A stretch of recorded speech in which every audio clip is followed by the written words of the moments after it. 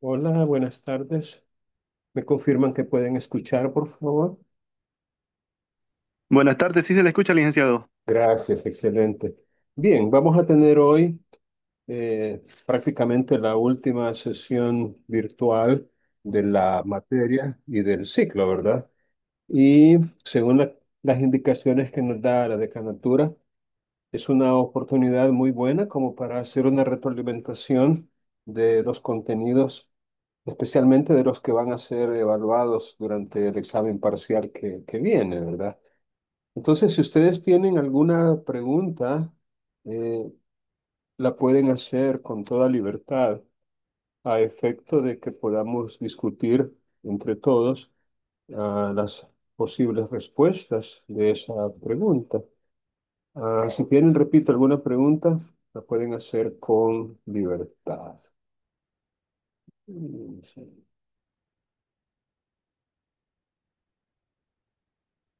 Bueno, si no tienen alguna pregunta,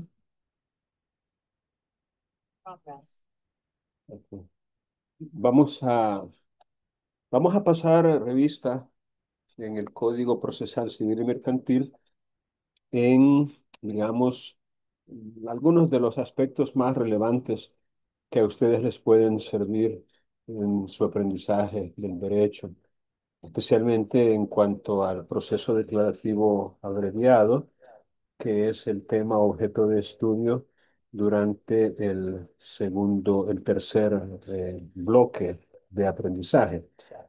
Voy entonces a compartir pantalla para mostrar el código en pantalla.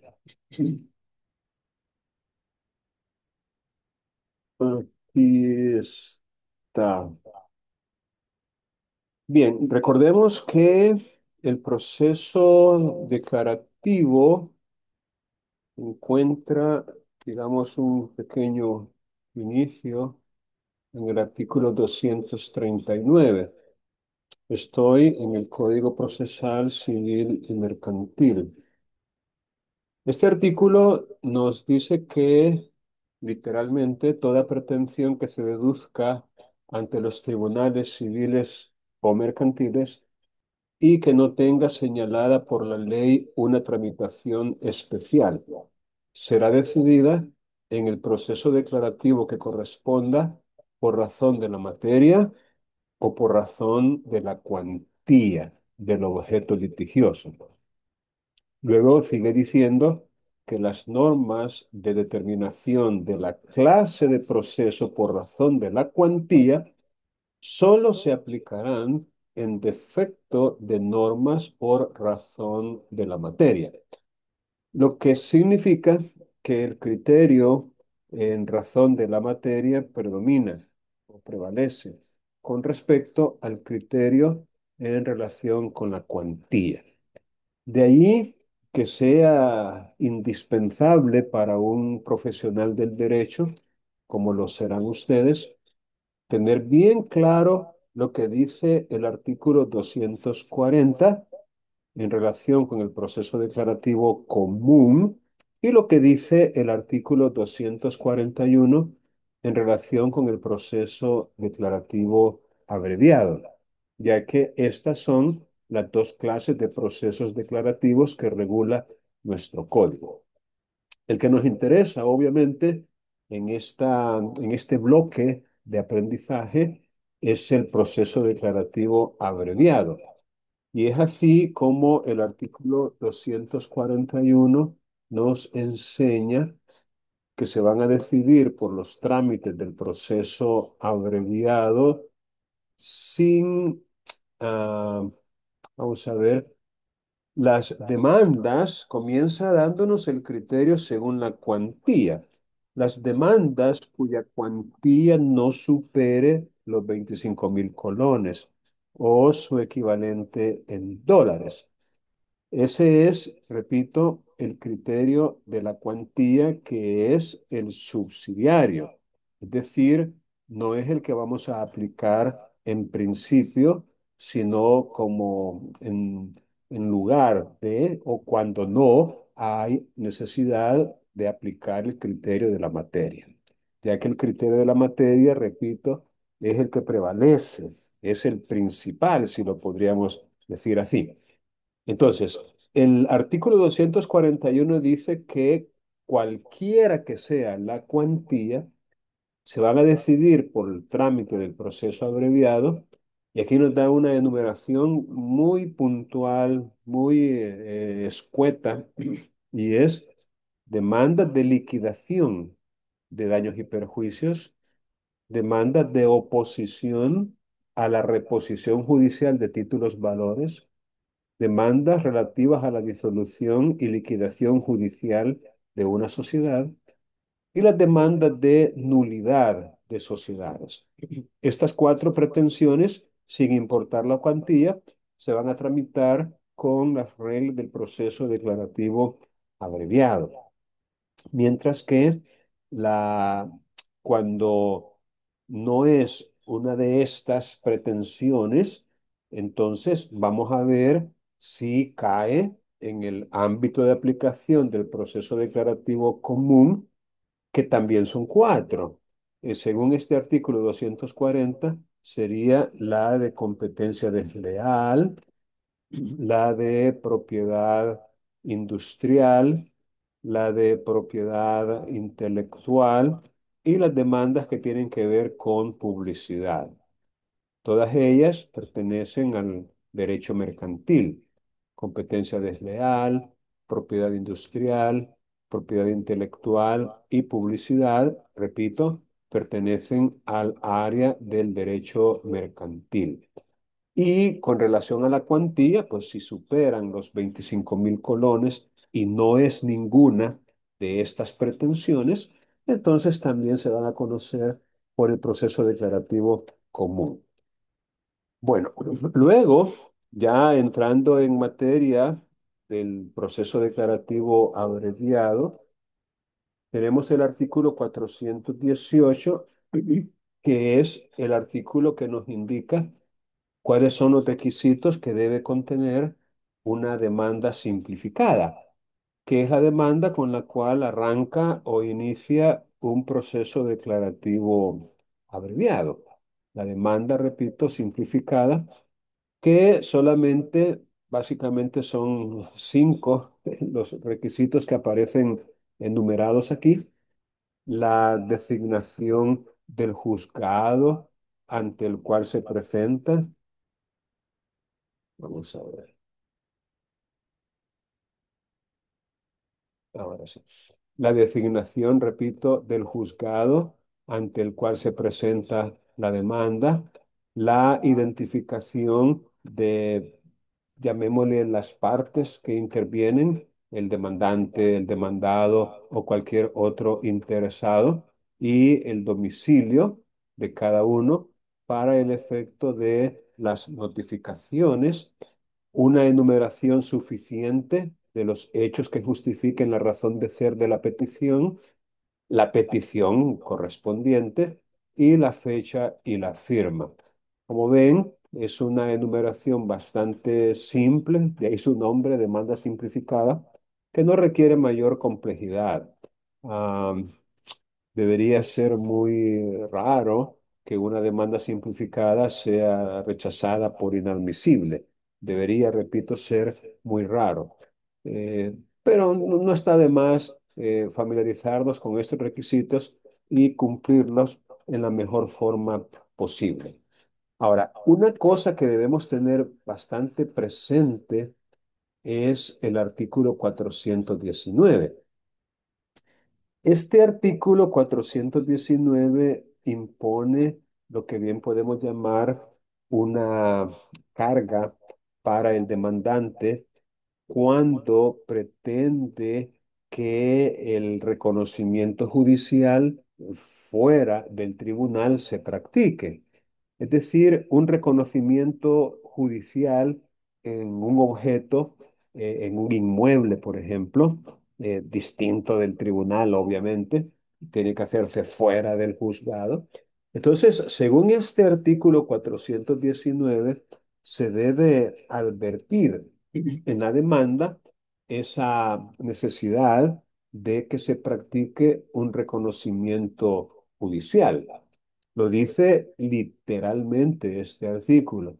Dice, lo advertirá en la demanda, a efecto de que dicho reconocimiento se pueda verificar antes de la audiencia. Y no solo eso, sino que también exige que se oiga al demandado con respecto a esa solicitud de ese reconocimiento que se quiere hacer judicial fuera del tribunal. Entonces, tengan esto muy en cuenta porque, en mi opinión, la cual ya les he explicado varias veces, en mi opinión, si usted no lo advierte en la demanda, el tribunal estaría, a mi juicio, justificado para rechazarle ese medio probatorio. Es decir, aplicando el principio de preclusión. Otra vez, si no lo advierte en la demanda, es prácticamente como perder la oportunidad procesal de proponerlo en un momento diferente. Entonces, yo así lo interpreto. Es posible que usted se encuentre con un juez que sea condescendiente, que sea tolerante, o o que no conozca el 419, pero no debe correr ningún tipo de riesgo. Ah, Luego hemos familiarizado ya, o nos hemos familiarizado, mejor dicho, con lo que se hace una vez que la demanda se admite. Dice el artículo 421 que el juez va a resolver por medio de un auto si admite o no la demanda. Si la admite, llamémosle in limine de entrada, o si le hace algunas observaciones vía prevención, o en el peor de los casos para el demandante, si la declara improponible. Es decir, el tribunal va a hacer un estudio, un análisis, un juicio de forma y de fondo para determinar si la demanda es admisible, es proponible o no. Entonces, eso lo va a resolver, según este artículo, en el plazo de 5 días, desde la presentación de la demanda. Entonces, si considera que cumple con todos los presupuestos procesales y no le encuentran ningún vicio, ningún defecto, ninguna imperfección, entonces dice este artículo que va a dictar auto de admisión. Es decir, el tribunal va a admitir la demanda. Pero si la demanda tuviera defectos y estos fueran subsanables, entonces va a hacer lo que le llamamos prevenciones.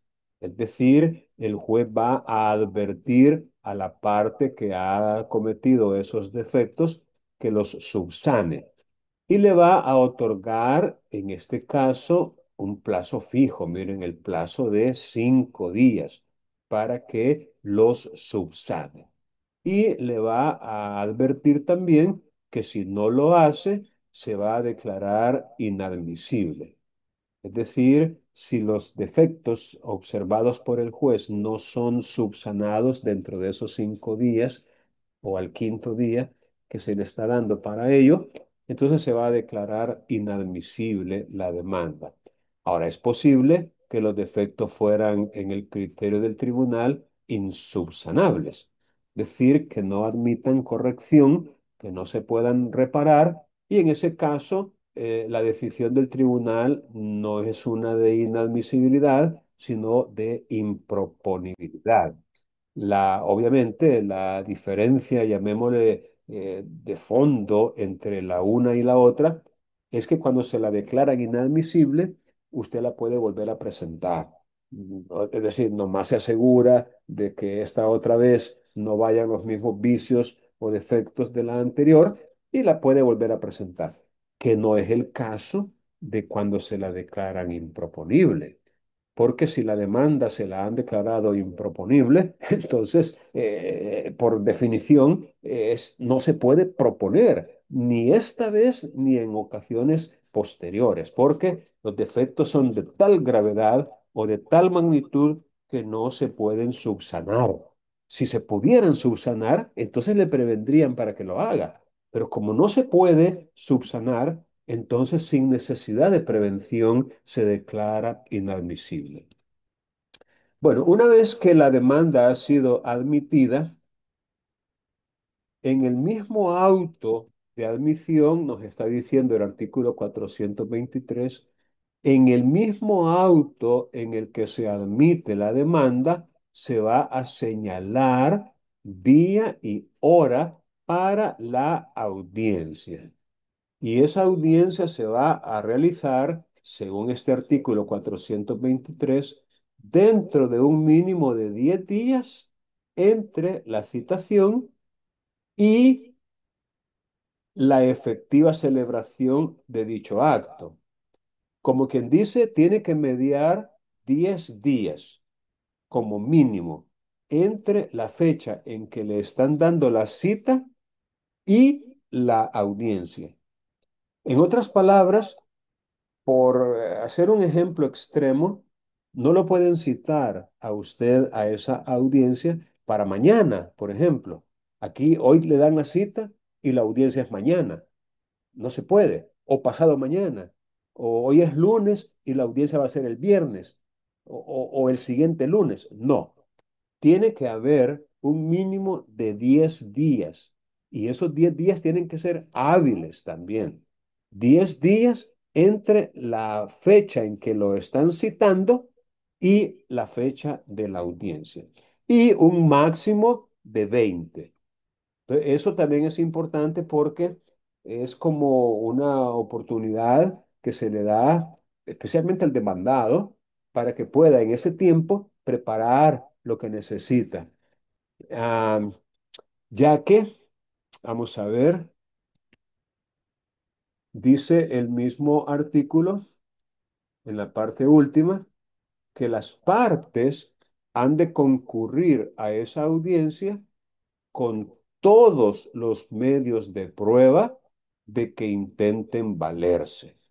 En otras palabras, si no hubiera un tiempo razonable, habría obviamente motivos de indefensión, que lo agarren a quemarropa al demandado y le digan, mira, aquí está la cita y la audiencia es pasado mañana y a lo mejor él tiene una agenda y él tiene muchas cosas que hacer y no va a tener el tiempo necesario para preparar esos medios de prueba que va a hacer valer en defensa de sus intereses.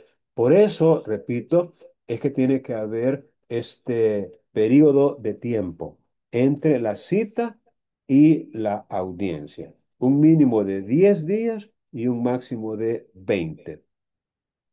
A esa audiencia se cita en forma, dice el código, como quien dice, se cita con todas las formalidades legales al demandante, al demandado y a los demás interesados que hayan sido mencionados en la demanda, acompañando a la citación la copia de la demanda y los demás documentos presentados con ella. Recuerden que en el caso del proceso declarativo abreviado, no se aplica aquellos artículos 288 y 289 que hablan de la preclusión de la aportación de prueba documental. En otras palabras, eso no tendría por qué aplicarse tratándose del proceso declarativo abreviado. Esa preclusión es exclusiva, insisto, del proceso declarativo común, lo que significa que los documentos sobre los cuales va a fundamentarse la pretensión del demandante, fíjense bien, los documentos, bien podrían ser presentados en el mismo día de la audiencia única. No hay ningún inconveniente para que se presenten en el mismo día de la audiencia. No tendría por qué rechazárselos el tribunal y decirles, hey, no, no, no, estos documentos tenían que haberse acompañado junto con la demanda y por ende no se los voy a recibir. No, no, no, no, no. Lo que sí tendría que acompañarse junto con la demanda son aquellos documentos que acreditan los presupuestos procesales, así como el poder del procurador, el poder con que está actuando el abogado. Porque para que se le pueda dar válidamente intervención al abogado, tiene que acreditarse. Y la forma de hacerlo es con el poder. Es decir, el poder que le ha sido otorgado, que tiene que ir en escritura pública porque es un poder para litigar y sin el cual, repito, no se le puede dar intervención. Entonces, esos documentos sí tendrían que ir. Si se trata de sociedades, y ustedes ya se fijaron que la mayoría de las pretensiones, tanto del relativo común como del abreviado, versan en materia mercantil. Entonces, el comerciante social o las sociedades son normalmente las partes en estos procesos. Entonces, cuando se trata de sociedades, también hay que adjuntar a la demanda los documentos que acreditan la existencia, la personería de la sociedad y de su representante legal. Entonces, esos documentos también tendrían que adjuntarse junto con la demanda. Pero los documentos que son prueba, llamémosle así, de los hechos controvertidos, esos no necesariamente. En el caso del proceso declarativo abreviado, no necesariamente tendrían que adjuntarse junto con la demanda, como sí habría que hacerlo en el declarativo común. Ahí sí, el 288 y el 289 son claros al respecto. Bueno, dice el artículo 424 que la reconvención, en el caso de que el demandado quiera hacerla, se hará en la audiencia. En esa misma audiencia única del proceso declarativo abreviado, allí se va a hacer, según este artículo, la reconvención, que es la misma contrademanda o mutua petición, como se le llama en otros contextos. Para que pueda darse la reconvención, esa pretensión de la contrademanda debe también tramitarse por el proceso abreviado y debe haber conexión entre las pretensiones de la reconvención y las pretensiones de la demanda principal. Aquí lo que se requiere es que haya un nexo causal, una interdependencia entre las pretensiones que se están haciendo valer tanto en la demanda original como en la reconvención. Y de allí entramos al análisis que ya ustedes lo manejan muy bien por haber participado en simulaciones de audiencia. El artículo 425 que habla sobre las consecuencias de la incomparecencia de las partes a esta audiencia, dependiendo si es el demandante o si es el demandado o ambos los que no asistan a ella. No hay necesidad, en el caso de este proceso, de declarar la rebeldía del demandado. O sea, aquí lo dice literalmente, sin necesidad de declarar la rebeldía, como si sucede en el caso del declarativo común, que se declara rebelde al demandado. En este caso, sin necesidad de rebeldía, si él no comparece a la celebración de la audiencia, entonces el proceso continúa sin necesidad de declararlo rebelde. Luego tenemos el intento de conciliación, que tiene que ser un rol muy protagónico por parte del tribunal, y las alegaciones, que no se trata, como lo hemos abordado ya, de alegatos iniciales. No, más bien, en esta parte de las alegaciones, en el proceso abreviado, habría que hacer lo mismo que se hace en la audiencia preparatoria del proceso declarativo común. Es decir, hay necesidad de fijar con precisión y de manera indudable cuál es la pretensión de cada una de las partes. Es decir, qué es lo que pretende, qué es lo que quiere, en qué sentido cada una de las partes quiere que se resuelva este conflicto sometido a la consideración del tribunal. Es decir, fijar en forma clara y precisa la pretensión y también el objeto de la prueba. Recordemos que no todos los hechos hay necesidad de que se prueben. No, no todos. Por ejemplo, tenemos los hechos admitidos por las partes, los hechos estipulados, que es una especie de admisión que se hace solo que de común acuerdo de los hechos evidentes, los hechos notorios, el derecho nacional. Es decir, eso no hay necesidad de probarlo la costumbre, a menos que se cuestione su existencia y su alcance. Entonces, ¿cuál es, digámoslo así, de manera resumida, el objeto de la prueba entonces? Bueno, pues los hechos controvertidos y el derecho extranjero y la costumbre cuando es puesta en duda, cuando es cuestionada. Eso sería básicamente el objeto de la prueba. Y casi siempre la costumbre y el derecho extranjero no son objeto de prueba en la mayoría de los procesos y nos quedaríamos entonces con los hechos controvertidos. Entonces, en esta parte de la audiencia, eso es prácticamente lo que habría que hacer. Es decir, fijar platicado digamos, el apoyo del tribunal, cuáles son los hechos controvertidos. Recuerden que los hechos hay que enumerarlos en la demanda. Entonces, en esta parte, vaya, por ejemplo, el juez podría decirle a la parte demandante, bueno, hagamos un resumen de los hechos en los que se fundamenta su pretensión. Mencióneme uno a uno cuáles son esos hechos. Pero por favor, numerándolos. Hecho número uno, hecho número dos, hecho número cinco, hecho número siete. No importa cuántos sean, pero dígame uno por uno. Ok, luego de escuchar al demandante, enumerar y describir brevemente los hechos, pues preguntarle a la parte demandada, mire, de esos 5 hechos, de esos 10 hechos, de esos 7 hechos, ¿con cuáles usted está de acuerdo y con cuáles no? Esa es una forma, obviamente, muy práctica y muy concisa de determinar cuáles son los hechos controvertidos.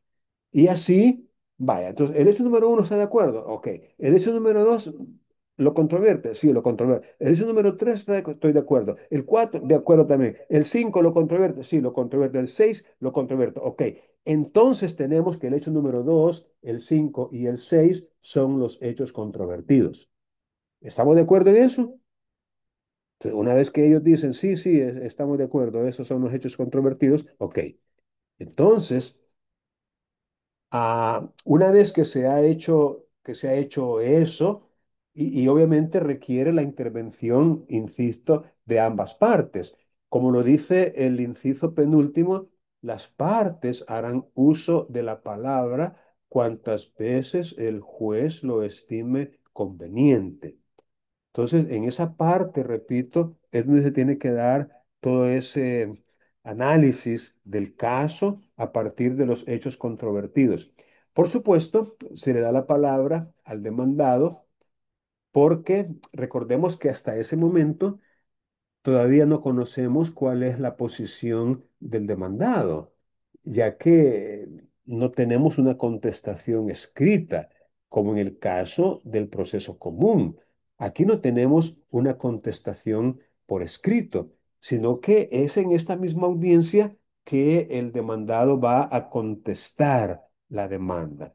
Y ahí es donde entra en juego esa controversia para determinar de los hechos contenidos en la demanda con cuáles está de acuerdo y con cuáles no. Entonces, en la parte cuando se le dice, vaya, ahora puede usted contestar la demanda, aunque antes de hacerlo, si tiene defectos procesales que denunciar, pues también debe hacerlo en este momento. Entonces, como director del proceso, que es el juez, le dice a la parte demandada que en el momento de la contestación, o sea, en esta parte, pues, antes de contestar, que denuncie los defectos procesales que haya encontrado. Y luego, si quiere formular reconvención, que también lo puede hacer en ese momento. Y así es como se da este desarrollo de esta parte de la audiencia, en la cual, insisto, a partir de las intervenciones de ambas partes, se fija con claridad y con precisión el objeto de la prueba, que, repito una vez más, serían prácticamente los hechos controvertidos, es decir, los hechos sobre los cuales no hay conformidad, los hechos que no están de acuerdo, que sean así, de la manera que se ha dicho en la demanda. Entonces pasamos a la proposición de la prueba. Otra vez, vamos a proponer prueba una vez que sepamos cuáles son los hechos controvertidos, porque solo así tiene sentido. Solo sabiendo cuáles son los hechos controvertidos es que yo puedo hacer propuesta probatoria. Por ejemplo, si no se controvierte que el demandante es el propietario de un negocio, si no se controvierte que en esa calidad el demandante y el demandado celebraron un contrato, que el contrato fue en X fecha y que tenía estas y estas obligaciones. Si eso no se controvierte, entonces, ¿para qué va a mencionar prueba de la existencia de ese contrato o de la titularidad que el demandante tiene con respecto a cierto bien? Es decir, no sería necesario, repito, porque no es un hecho controvertido. La prueba, otra vez, debe versar sobre los hechos controvertidos solamente y no sobre aquellos en los cuales no hay discusión. Ah, aquí tenemos otra, ¿cómo le podemos llamar? Otra alerta, otro motivo de preocupación en materia probatoria. Y es lo que dice el inciso segundo de este artículo. Las partes podrán solicitar, y aunque dice podrán, ya vamos a ver el alcance de esto, podrán solicitar al menos con 3 días de antelación a la fecha de la audiencia aquellas pruebas que para practicarse en la misma necesiten diligencias de citación o requerimiento. Entonces, el código obviamente no nos dice los efectos de no hacer esto, de no solicitarlo con la debida antelación. Y ahí es donde yo, pues creo, o creo yo, ¿verdad? Es mi opinión, que si no se hace con estos 3 días de antelación a la fecha de la audiencia, un tribunal estaría justificado legalmente para rechazar esa prueba por no haber pedido con la antelación que la ley requiere la citación o el requerimiento para que se pueda practicar. Entonces, no corramos o el riesgo de que un tribunal nos rechace un medio probatorio por no haber solicitado con 3 días de antelación por lo menos las pruebas que para practicarse en la audiencia necesiten citación o requerimiento. Miren, de repente podemos encontrarnos con un tribunal que nos diga, mire, ¿sabe qué? Yo no voy a interrumpir la audiencia para citar o para requerir esos medios probatorios que usted me está solicitando en este momento. Según el artículo 428, usted tenía que habérmelo pedido con 3 días de anticipación a esta fecha. Y como no lo hizo, se lo declaro sin lugar. Pregunto, ¿es esto arbitrario? ¿Es esto injustificado? ¿Es esto ¿Ilegal? Creería que no. Porque, mire, si el legislador ha puesto algo aquí, si ha puesto esto que acabamos de leer, no es de puro gusto. O sea, es por algo. ¿Y qué sentido tendría que se haya puesto esto por parte del legislador si a la postre no importa si lo pide o no? No tendría ningún sentido. Entonces, para que esto tenga sentido, tiene que haber una consecuencia, tienen que haber efectos. Y esos efectos, en mi opinión, serían el rechazo de ese medio probatorio. Así que no corra riesgos, no piense que se va a topar con un juez benévolo, bondadoso y complaciente, porque podría hacer todo lo opuesto, podría hacer lo contrario. Ahora, para la práctica de las pruebas, se estará a lo dispuesto en el proceso común. Aquí tenemos entonces que el legislador consideró innecesario volver a repetir todo lo que había dicho ya con respecto a la práctica de las pruebas y simplemente nos hace una remisión, nos está remitiendo a las normas ya consignadas en el campo del proceso declarativo común, lo que nos obliga a repasar esa temática de la actividad probatoria y de los medios probatorios, que aparece, me parece que es a partir del artículo 312, ya lo vamos a ojear también. Nomás concluir con la parte esta de los alegatos finales. Una vez practicada la prueba, dice el artículo 429 que las partes van a formular oralmente sus alegatos finales. Aquí, obviamente, tendríamos que traer a colación lo que se dispone para el proceso declarativo común, para la audiencia probatoria, con relación a los alegatos finales, ¿verdad? Ahí podemos irnos al 410, 411, que es el que habla sobre los alegatos finales en el proceso declarativo común para ver en qué consisten y qué es lo que se podría decir en ellos, ya que aquí no se dice mucho al respecto. Solo se dice que el juez va a fijar un tiempo prudencial para ellos según la complejidad del caso, pero no puede ser menor de 1 hora ni mayor de 3 horas para cada una de las partes bajo pena de nulidad. Es decir, el tribunal no podría darle media hora, por ejemplo, ni 40 minutos, ni tampoco 5 horas. Tiene que estar entre esos límites, 1 hora como mínimo y 3 horas como máximo. No obstante, sigue diciendo el artículo, cada parte podría utilizar un periodo menor al que le sea asignado si así lo estima conveniente. Ah, Terminada la audiencia, dice el artículo 430, a continuación de los alegatos finales, el juez va a dictar in voce el fallo de la sentencia y una sucinta motivación de la misma bajo pena de nulidad.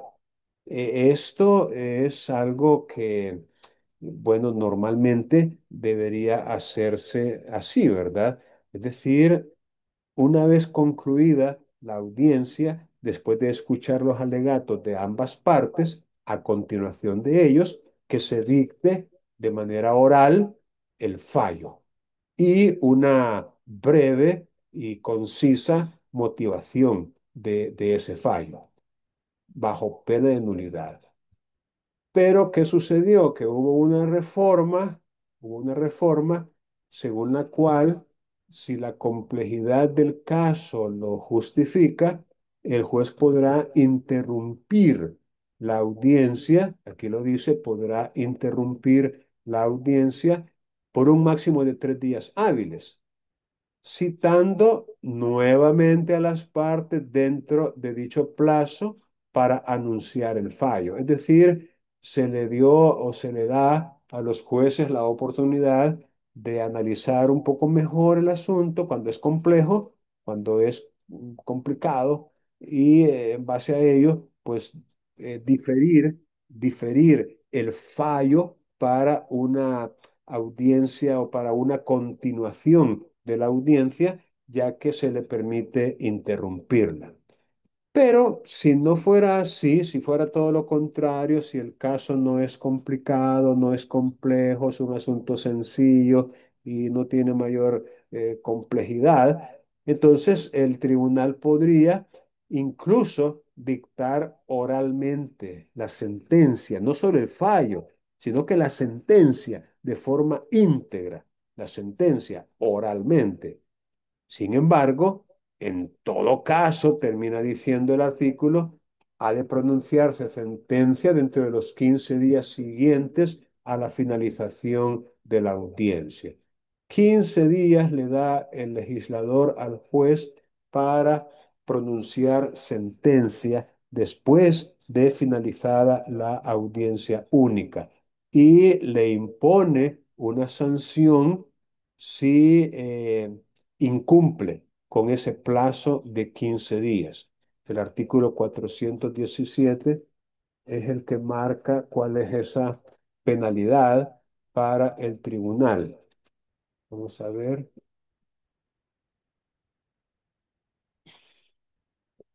417. Dice una multa cuyo monto será de un salario mínimo urbano más alto vigente por cada día de atraso.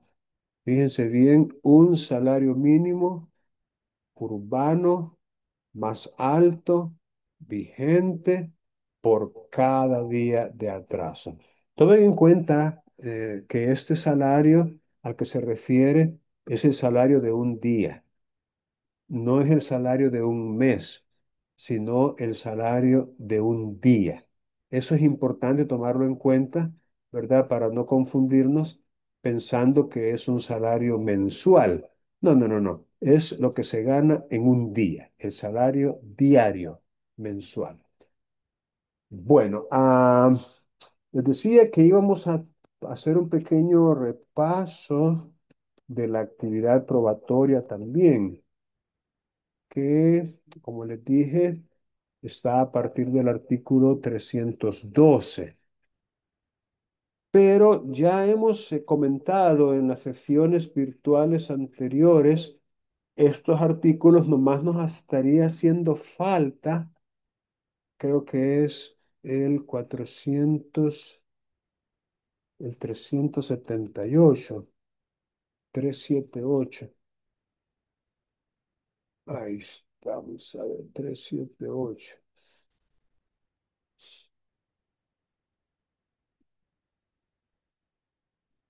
No, vamos a ver.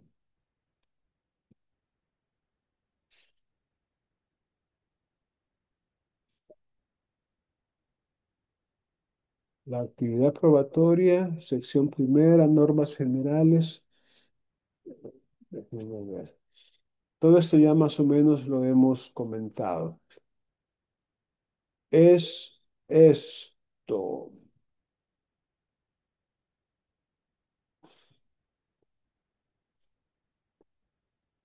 Vaya.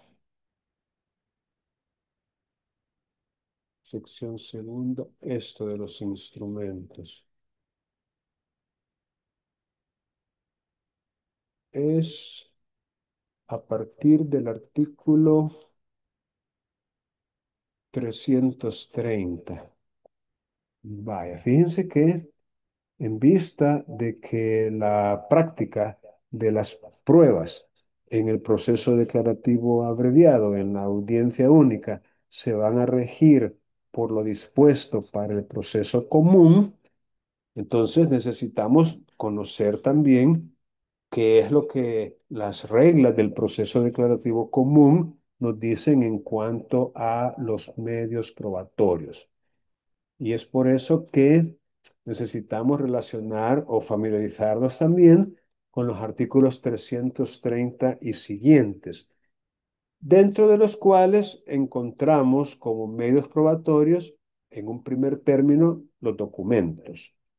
Los documentos están regulados a partir del artículo 331 y el legislador los clasifica en dos categorías: los instrumentos públicos y los instrumentos privados.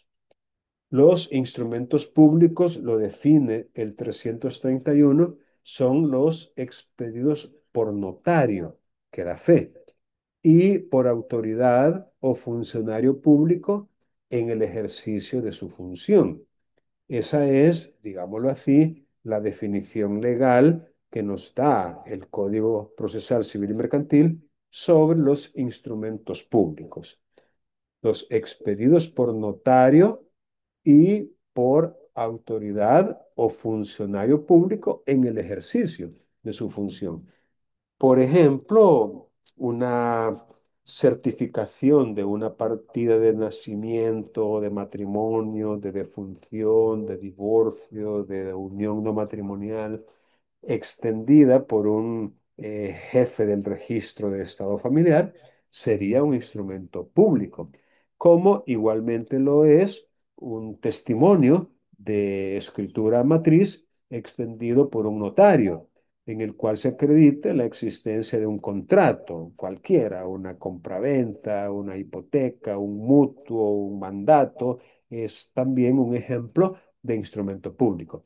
En cambio, los instrumentos privados son aquellos cuya autoría es atribuida a los particulares.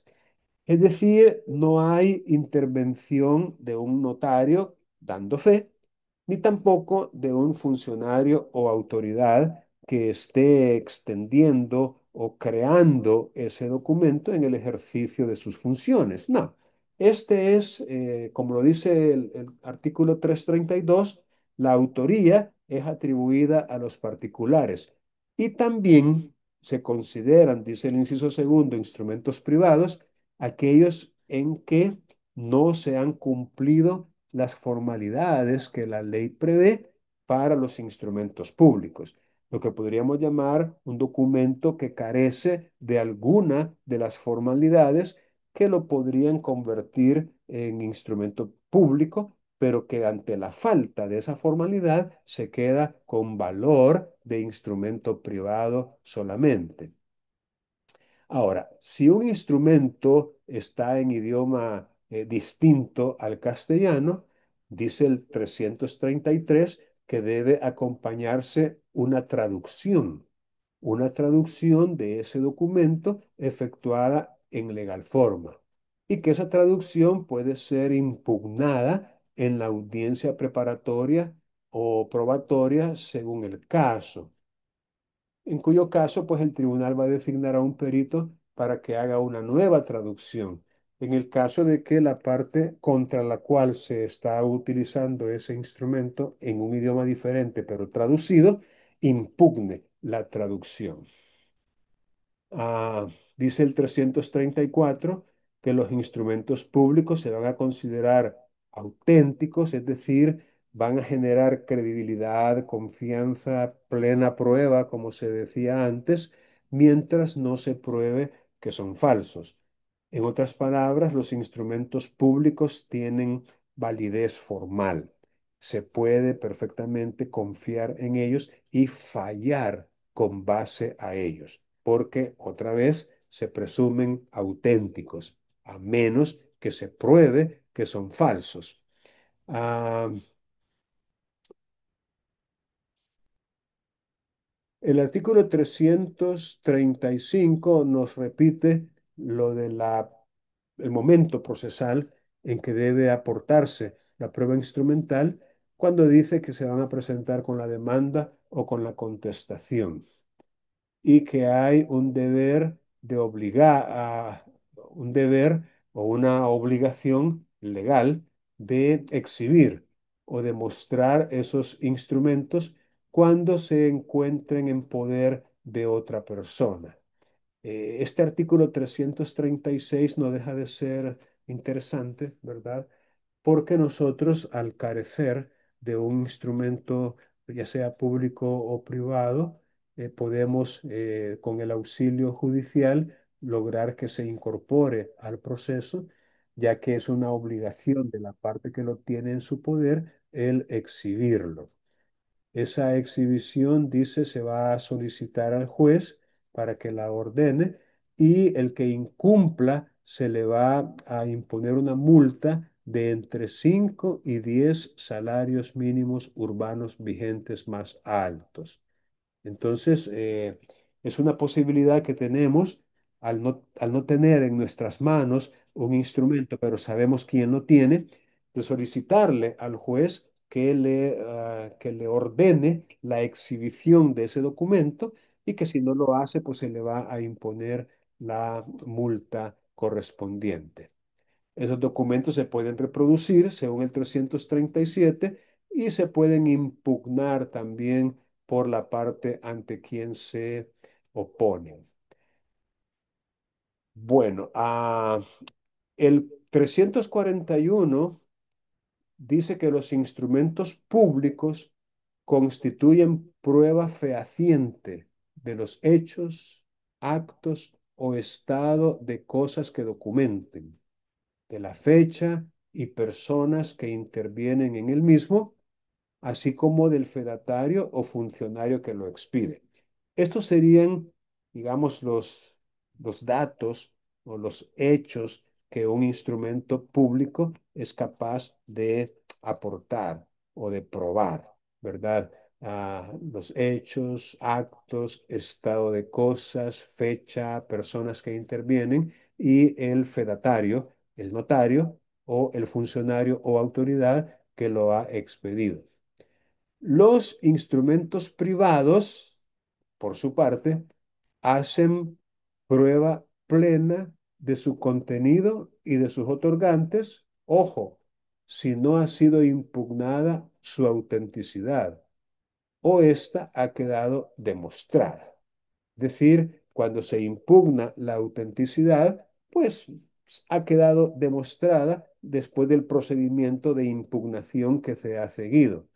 Si no quedó demostrada tras la impugnación, los instrumentos se van a valorar conforme a las reglas de la sana crítica.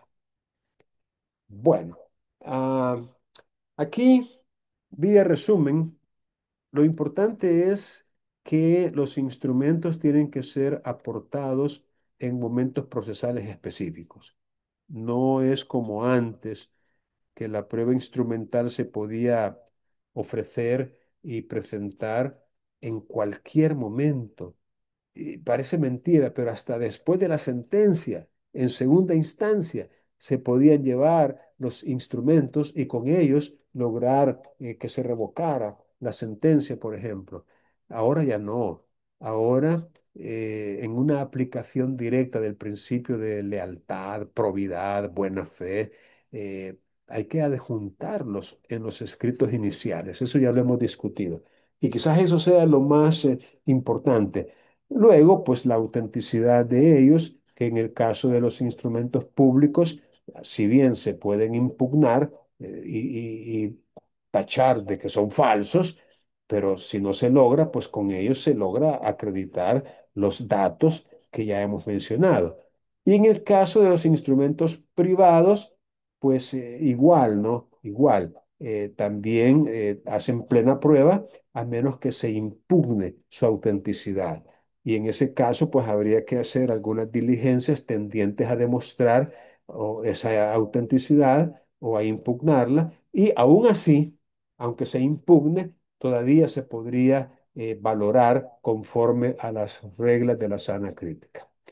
Bueno, en la sección segunda, el artículo menciona la declaración de parte. Esto es el equivalente a la antigua confesión. Ah, Antes, en el Código de Procedimientos Civiles, existía la famosa reina de las pruebas, así se le llamaba, la reina de las pruebas a la confesión, que era la declaración que una persona hace contra sí misma sobre la verdad de un hecho. Antes era un poquito diferente a como es ahora. Existía lo que se conocía como un pliego de posiciones. Fíjense, así se le llamaba, posiciones. Un pliego, una hoja de papel conteniendo posiciones. Eh, Algo así como como para darle sentido, ¿cuál es tu posición con respecto a este hecho? ¿Qué tú dices con respecto a esta situación? ¿Qué tú piensas con respecto a este hecho que te perjudica? Entonces, el pliego de posiciones era una serie de preguntas que se escribían en una hoja de papel en un formato de preguntas cerrada, de tal suerte que la única posibilidad para responderla era sí o no. Una pregunta preparada de tal manera que el que la escuchara absolviendo, porque así se le llamaba también absolver un pliego de posiciones, el que escuchaba la pregunta, después de haber comparecido y ser juramentado, solo podía decir sí o no a cada una de esas preguntas. Entonces uno las redactaba de tal manera que incorporaba el elemento probatorio que uno necesitaba. Que conste que me parece que en materia laboral todavía existe esa figura de las posiciones, de la confesión, de la posibilidad de que se presente un pliego de posiciones para arrancarle, gracias a esas preguntas, una confesión. Por ejemplo, miren, en materia laboral, el trabajador que ha sido despedido injustamente eh, presenta por medio de su abogado un pliego de posiciones para que las absuelva, para que las conteste el patrono o su representante. Podría ser el gerente, el jefe de personal o qué sé yo, el capataz, el que lo despidió, por ejemplo. Y entonces las preguntas van diseñadas en un formato, algo así como que diga el señor fulano de tal si es verdad, como en verdad lo es, se le agregaba eso, si es verdad, como en verdad lo es, que el señor fulano de tal, que es el trabajador, trabajó para la empresa que tal, para la empresa tal, ¿sí o no? Pues sí o no, según el caso. Que diga si el salario que devengaba en esa empresa era de $850. Que diga si su horario de trabajo era desde las 9 de la mañana hasta las 5 de la tarde. Que diga si las labores que desempeñaba eran estas, estas y estas. Que diga si él en X fecha a tal hora fue despedido de su trabajo. Es decir, eran, repito, y todavía son preguntas formuladas de tal manera que el empleador dijera sí a cada una de ellas. Y aquí viene lo interesante. Lo interesante era que si no llegaba el empleador a contestar esas preguntas, se tenía por confeso. Es decir, se le atribuía que a cada una de las preguntas contenidas en el pliego de posiciones les había dicho que sí. Era, repito, lo que se conoce todavía como una confesión ficta. Una confesión ficta es una en donde no es que haya confesado literalmente, sino que se entiende, se presume que confesó por no haber llegado. Y la consecuencia de no haber llegado era precisamente esa, que se asumía que le había dicho que sí a cada una de las preguntas contenidas en el pliego de posiciones. Ahora, cuando uno analiza esta parte de la declaración de parte contenida en los artículos 344 y 345, uno encuentra, digamos, una aplicación de eso mismo. Dice,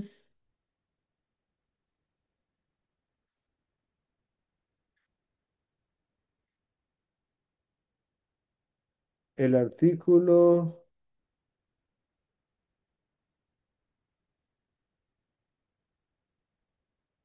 351, la negativa del interrogado a responder podrá ser considerada como reconocimiento de los hechos en que hubiera intervenido y que fueran perjudiciales para aquellos a los que se refieran las preguntas, salvo en el caso de que resulte amparado por la facultad de guardar secreto o el derecho a no autoincriminarse por un delito. Lo previsto en el inciso anterior se aplicará igualmente cuando las respuestas fueren evasivas o no concluyentes. Vamos a ver.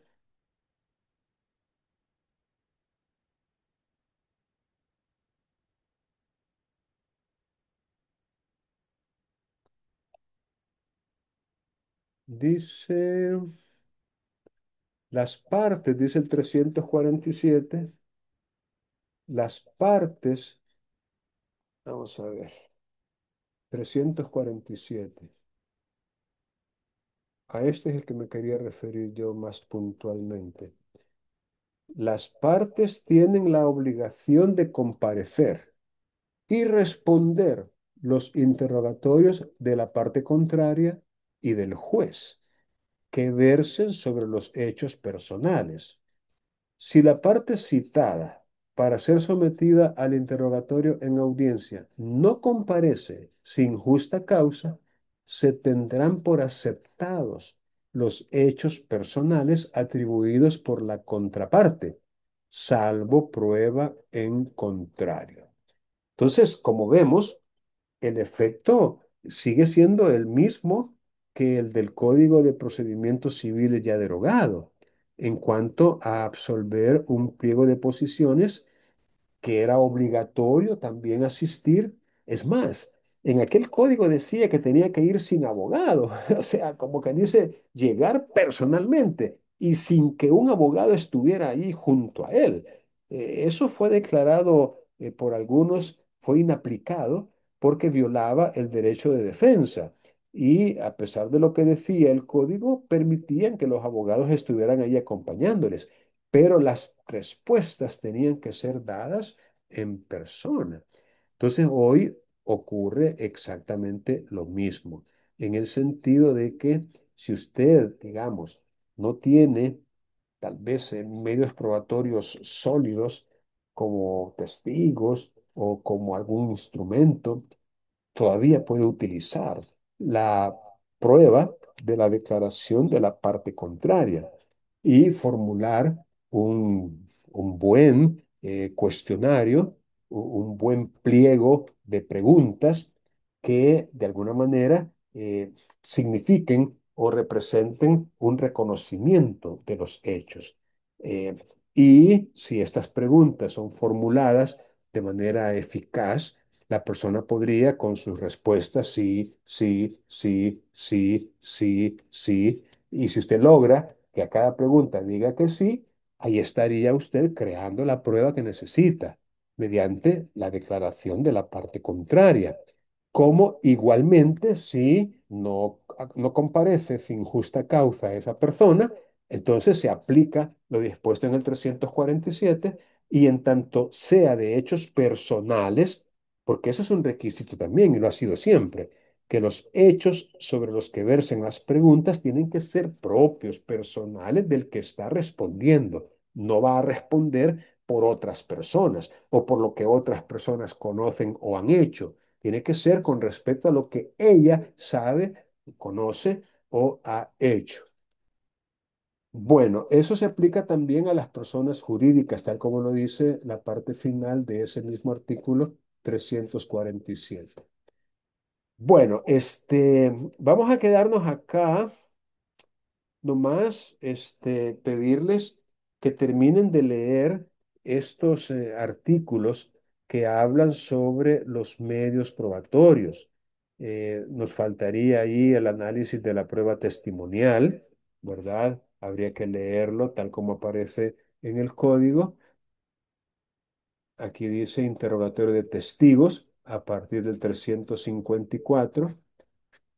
Hay bastante que aprender al respecto. Aquí aparece lo del interrogatorio directo, el contrainterrogatorio, la nueva oportunidad con el redirecto, el recontrainterrogatorio, quienes están exentos de declarar. Luego viene la prueba pericial, que también habría que pasar nuestros ojos por este medio probatorio de la prueba pericial. Y luego viene a continuación de la prueba pericial el reconocimiento judicial, que es cuando el juez se constituye y acompañado o no de algún perito, por sí mismo capta con sus sentidos lo que necesitamos que se acredite. En la sección sexta aparece los medios de reproducción del sonido, de la voz o la imagen y almacenamiento de la información. Eso sería prácticamente lo que habría que analizar. Bien, si tienen alguna pregunta, la pueden formular ahorita. Recuerden que el examen parcial sería, en el caso de ustedes, el día jueves, ¿verdad? El día jueves. Ok, bien. Si no tienen alguna pregunta, voy a dejar de grabar y vamos a tomar la asistencia. Vamos a ver.